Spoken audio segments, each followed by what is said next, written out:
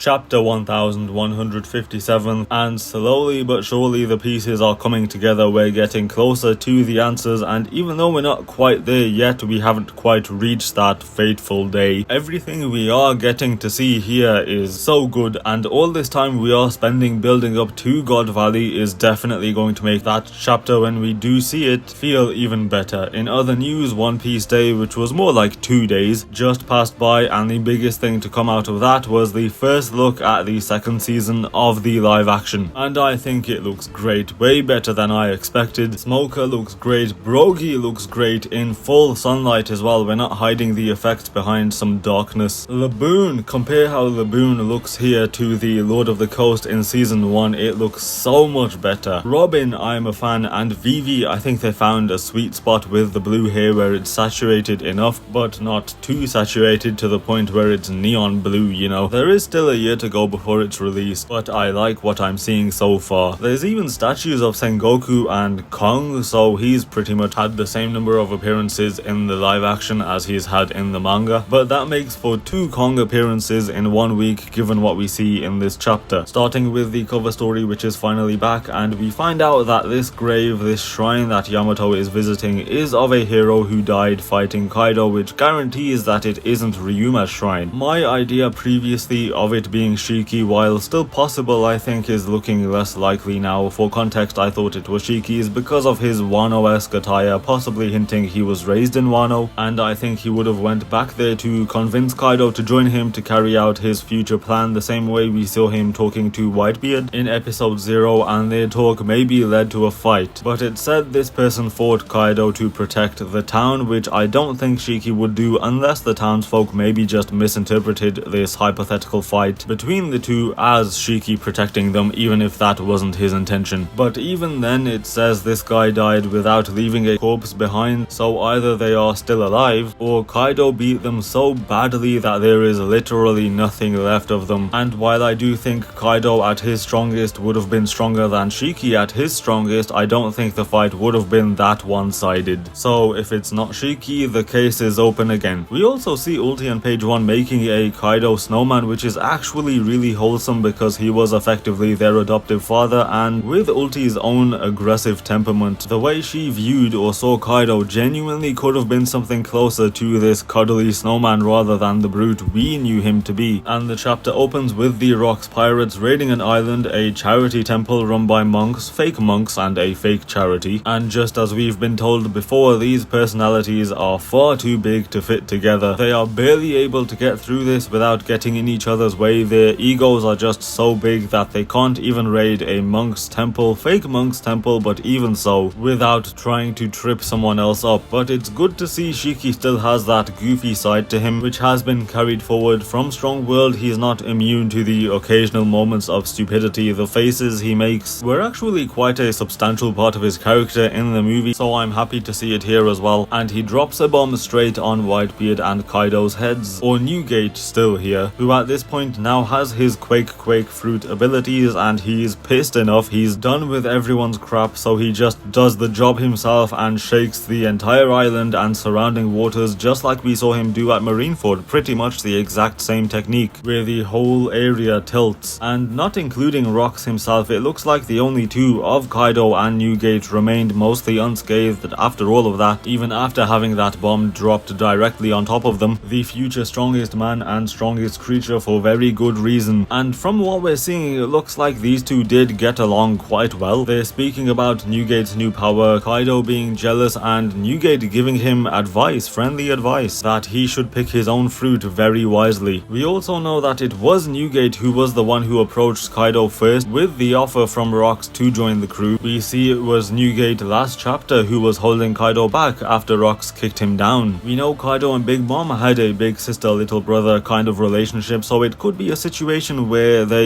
every member of the Rocks pirates viewed Kaido as a little brother. Obviously it would be a much more extreme version of that kind of relationship, since we are still talking about some maniacal individuals, but a little brother relationship nonetheless. And since we know Newgate Whitebeard's character, I guess you could say he was the best, maybe, big brother, big sibling figure out of all of them. Shiki also has his float fruit now as well, marking its first appearance in the canon manga manga, and his rivalry with Kyo Silver Axe, I feel as though Shakky was the one who always managed to get the upper hand, get the foot up. He was always one step ahead. I'd be pissed too as well though if this was the face talking down to me, literally talking down since he's floating in the air. In comes the navy, respect to whoever's on those ships because they probably know that they are sailing straight to their deaths. But what's interesting is that here Newgate believes that their info may have been leaked. I would have guessed the navy was here this quick because those fake monks would have called them for help. Big Mom mentioned earlier how she noticed that they were hoarding all of the money they were collecting instead of donating it. So I was thinking that maybe given that this was a fraudulent organization, maybe it was some kind of undercover world government outpost which collected money to give directly to the world government or the celestial dragons, making it a valuable asset, which is why the navy was so quick to arrive. But the fact that the possibility of a leak, a traitor, has been planted, then there must be more going on here. And assuming there is, I will go ahead and say it's Kyo, the future Silver Axe, who maybe doesn't only share resemblance with Zephyr from Film Z, but what if he is Zephyr? He is undercover, he is infiltrated, he is the leak. I know this borders on fanfiction, but I will run with it. I will keep calling him Kyo or Silver Axe though, just not to confuse myself. And I only just noticed that his kimono is covered in axes, so I wonder where the name Silver Axe came from, let alone the fact this man's weapon is a giant silver axe. And you know how I said the members of the Rocks Pirates are maniacal individuals? That may have been a bit generous because the narrator goes on to list all of their crimes, and it's a big list. It seems as though the words of Sengoku back when we first learned about Rocks was not simple navy propaganda. He wasn't making Rocks sound worse than he was. No, maybe Rocks was worse than Sengoku described him to be. And we see more of his sword skills here as well, and it is very clear just how unnatural almost his swordplay is. There's no cuts or slices, his attacks just smash into the side of the ship. That is some low-key upscale then, that he took one of those hits as a kid, but then again he did survive multiple falls off of the Adam tree, so it's been known that he was just different from birth, to be fair. Then moving on to Harald out at sea, and we see him experiencing firsthand that achieving, let alone maintaining peace is a lot harder than it seems, because he sees the world government attacking one of Elbaf's allied nations, the world government that he has been longing to work with. And this is also one of the nations who sent aid to Elbaf during the famine, and we learn that they are unaffiliated with the world government, which makes me think how many of Elbaf's other allies, if not all of them, are also unaffiliated, because thinking about that, an alliance of multiple nations all unaffiliated could have proven to have been a massive threat for the government. And I also feel like they should increase the difficulty of their entrance exams, because I don't know what this agent was thinking to shoot an innocent in front of the king of the giants. Yes, he may be trying to change their ways, but this flashback has made clear that he isn't becoming a complete pacifist. He's still fighting if needs be. And the newspaper twists the tale as we have come to expect, painting Harald as a madman. We know Morgan's reported on the God Valley incident, and that would be at most 5 or 6 years after this, so this headline might have been written by Morgans as well, an apprentice Morgans. But Harald is in a very interesting position altogether now, being forced to attack those he wants to ally with because of their heinous actions, which sours their relationship, while on the other hand he has someone else constantly in his ear, Rocks, who he doesn't want to align with because of his heinous actions. And he's back again in Harald's ear as we move to Ida's bar, where Harald is still refusing to join for the 1000th time. Harald, who is now bald, so he has the look we saw of him back in the portrait in the castle, with the only thing being his horns haven't been broken off yet, so you wonder what the incident is, the, no pun intended, breaking point that makes him go through with it, finally snapping them off. And here, as much as he refuses Rox's advances and as much as he's talking against him, Harald's probably the only guy in the entire world Rox would let speak to him like this. By the way, you know Harald's grown fond of him as much as he would deny it. This friendship now goes both ways, even with their opposing ideologies, but he's still insisting, even after that incident with one of his allied nations, that Elbaf will still join the world government. Before this flashback, I did think that this relationship with them would come down to his own naivety, and that does look to be the case. He most likely thought he would be able to change them from within. And what's really cool is that Garp is brought up here. So Garp met Harald way back when, and it looks like even Rox had some respect for him. He knows